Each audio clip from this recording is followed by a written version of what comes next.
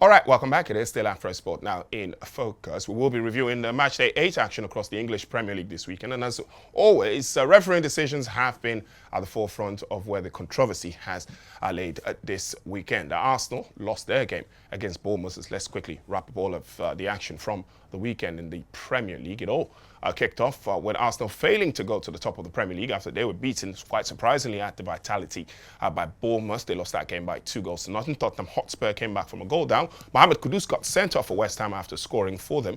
Tottenham won that game by 4-1. Everton won 2-0 at Ipswich Town. Manchester United came down from a goal down to defeat Brentford by 2-1. Aston Villa won 3-1 at Fulham.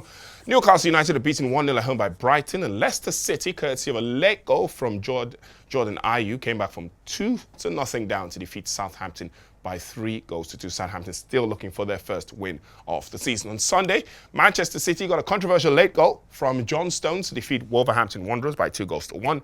And Liverpool, after a couple of penalty shouts, defeated Chelsea by 2-1. That's the Monday night game that pits Nottingham Forest up against Crystal Palace. To look at some of the controversial calls in the Premier League this weekend, I've got none other than football pundit and Nigerian journalist Femi Faraway joining us on Afrosport now in focus. Great to have you, Femi. It's great to be here, Tolu. Good evening. All right, so let's get into it very, very quickly. And we'll start with the Arsenal game. Arsenal against Bournemouth. Arsenal losing a game in the Premier League for the first time this season, went down 2-0 in that game. But most importantly, a third red card for the Gunners this season. And again, it's not necessarily violent conduct. The Gunners always just seem to shoot themselves in the foot. First, before we discuss about that particular decision, the red card for William Saliba, what exactly is going on in Arsenal? They're not particularly a dirty team, but how are they getting players sent off almost every other game? Well, I think you need to really think that this season is a very difficult year for teams, and there's a lot of money spent by Premier League clubs. You take a look at Brighton, the amount of players the new manager Hudson has been able to bring in. For a small team in the Premier League, they can challenge even with the big teams, and that just tells you how competitive this season will be. But you make a very valid point when you speak about the disciplinary concerns. We're not even yet at match day 10, and Arsenal already back three red cards. Although I feel that this red card of the other two, compared to the other two, this is the least in terms of what Saliba could have done. And I cannot deny the fact that Arsenal have picked up plenty yellow cards in previous games. The game against Brighton, where they dropped point, the game against Manchester City, where was the red card for Trossard, and they dropped point. And you just felt that once Arsenal got into the same point against Bournemouth, at that point the score was still goalless. You just knew there was something going on.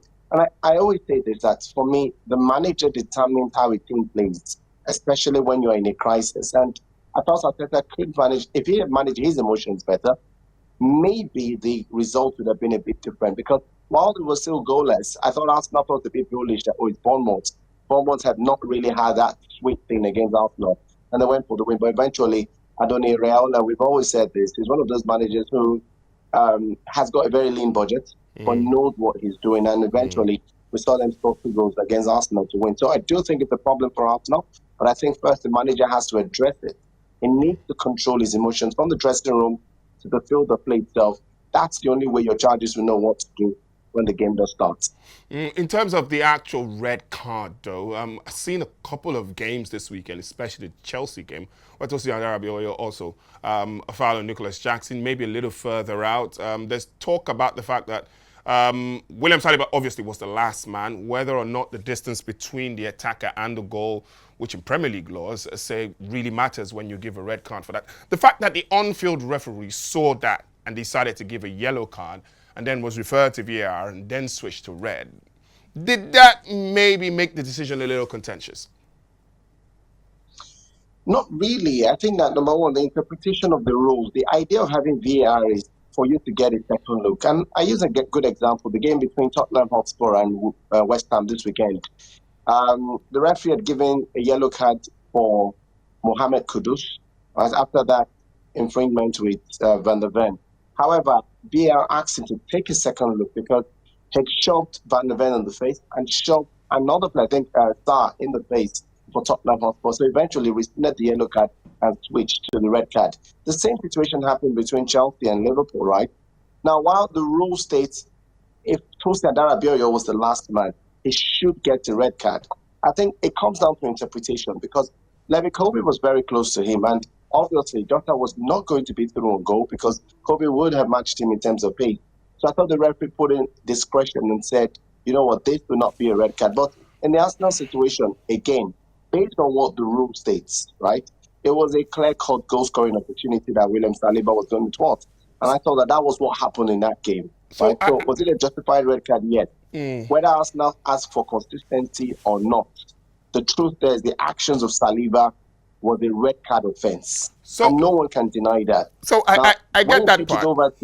I get that part. The point here is with the Richarlison, with the Mohamed Kudus situation, it did feel like the referee had missed a few things. But when you watch the replays of the Arsenal incident, the referee was right there. He saw the action, and there's this talk around the referee, the PGMOL, saying that they don't want to referee situations. But it felt like in the moment, the center referee had a clear view, and he adjudged that it was a yellow card. But doesn't mean he was right. Sometimes you may not have seen the extent of what happened, or maybe he didn't get the clear bird's eye view of everything that happened. And I think that's the whole idea when we say VAR should be introduced. In that situation, VAR came in, and VAR realized that, you know what, you need to take a look. That's not a yellow card. That's a red card. The referees, every game, a referee has to interpret the outcome. And I think that sometimes we isolate situations and say, oh, there's a manhunt to get Arsenal. I don't think so. I think Arsenal have also benefited from refereeing decision this season. So when it doesn't go for them, it's not a manhunt or it's not a witch hunt. It's actually you not getting things right. And so I quickly mentioned the game against Manchester City where gamesmanship was employed by Arsenal. And then Arsenal fans all thought, you know what, it worked for us. Like, let's get some luck. And now if the things are not going your way, you can't say, oh, automatically someone is against us. Because when it went your way, everything was fine and good. All right, welcome back. It is still Afrosport now in focus. We've still got Femi Faraway on the line with us as we go to the game between Manchester City and Wolverhampton Wanderers. The game took place away from home for City, and they went back to the top of the Premier. They went to the top of the Premier League momentarily, at least before Liverpool played, with a contentious victory, a 2-1 win over Wolverhampton Wanderers. A late goal from their defender, John Stones. There's lots of talk about interference and whether or not there was an offside and whether or not Bernardo Silva was interfering with the goalkeeper. Let's quickly look at what the law says very, very quickly, as well as far as the Premier League rules says. It says a player will be penalised if they're preventing an opponent from playing or being able to play the ball by clearly obstructing the opponent's line of vision or challenging an opponent for the ball. And then there's another case, or clearly attempting to play a ball which is close when this action impacts on an opponent. And the final one is making an obvious action which clearly impacts on the ability of an opponent to play the ball. Again, Femi Faraway is here. And Femi, this time there's talk about Bernardo Silva being very, very smart about just when he bumped the goalkeeper and just when he let it go, and he did it just in time and didn't impede the goalkeeper once John Stones got his head to the ball. Some will say that was a good call. You know, I think that Do you think that was the right call? Yeah, I do think it was the right call for VR to overturn and say it was a goal, or the referee to overturn it and say it's a goal. Teams are beginning to learn new ways to game the system. It's not illegal, right? And that's why I quickly explained to you the game between Arsenal and Manchester City. Arsenal put two of their players who just stood there, right? They didn't move. And the goalkeeper of Manchester City, Ederson, complained that he couldn't get to the ball, right? Some call it dark arts, some call it gamemanship. As long as you have not flouted the rule, because what Bernardo Silva did was stand in front of the goalkeeper. Now, I'd expected that Wolves would have put someone else to be right there beside him, maybe tugging, pushing at him to ensure that he doesn't get that block on the goalkeeper. But once the chance came and he realized it was on goal from John Stones, all he did was go down to show, oh, I'm not interfering with play. I'm not in front of the goalkeeper. I'm not going to hinder his view. I'm not going to activate myself in this game. You can't call it offside because we're still searching for an offside. It wasn't offside because he had removed himself from the question by saying, I'm not doing anything, right? And I think that that's the whole idea. Teams now look for ways to go around the rules, not illegal, but just some form of gamemanship. And I think that that gamemanship, is, if you get two results, ethically may not be the best thing, but like we always say, that Machiavellian word, win at all costs. If you get 3 points, it's on the board. You march on to the next week and hope for better things next time. So two calls now. The Arsenal decision, right decision. The City decision, very right decision. Then we go to the Liverpool game. Liverpool against Chelsea. Liverpool going back to the top of the Premier League, courtesy of a 2-1 win over a Chelsea team that didn't play too badly at Anfield. Liverpool just doing enough to pick up that win. Let's get the thoughts of both managers in the aftermath of that result. Say in England, but they said it at my former club, which was also an impressive stadium. They always said, yeah, the referees are a bit impressed by the crowd, and that's why you get the easy decisions in your favor. But today showed that no matter how loud the fans were, the referee just wanted to show that he was able not to give the decisions he had to make. So it didn't help us with the referee, but it definitely helped our players because they had to work so hard. And then if you every time they cheer so hard for you, if you have made a block tackle or a Darwin sprinted back or all these moments, that definitely helps you mentally. But I'm relaxed and I'm happy because the performance of the team.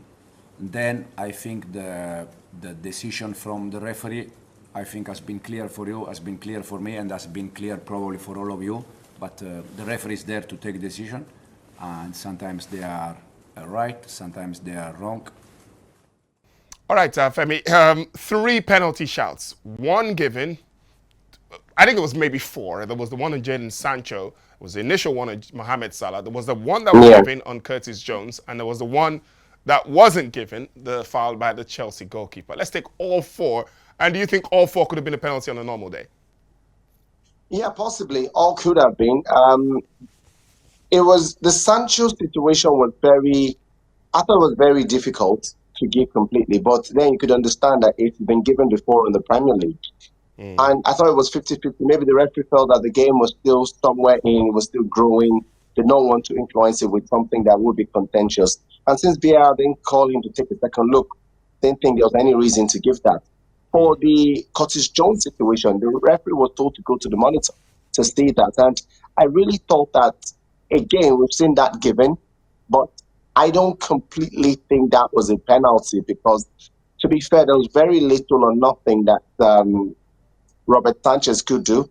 Now, the defender who came in applied some form of pressure, but you and I cannot measure the extent of pressure that was applied. And since Curtis Jones didn't go down, he had stumbled a bit.